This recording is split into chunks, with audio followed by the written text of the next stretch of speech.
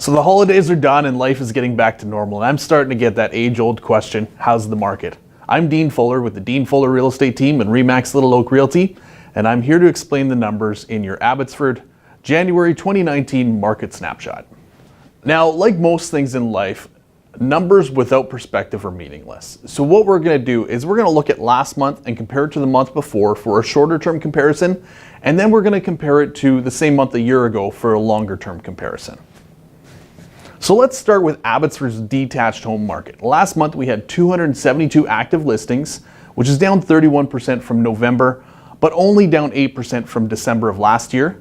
We had 51 sales last month, which is a 7% decrease from November, but a 38% decrease from last December. So somewhat substantial there.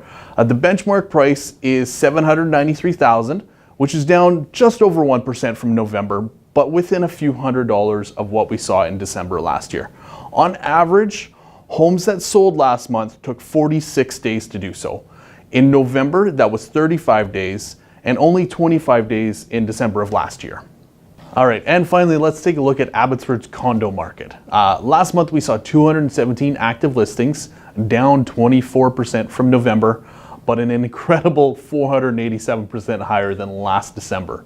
We had 50 sales last month, which is exactly what we saw in November, but 23% decrease from last December.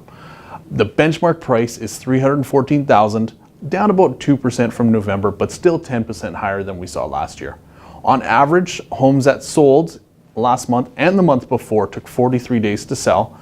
Last December, that number was 17 days on market.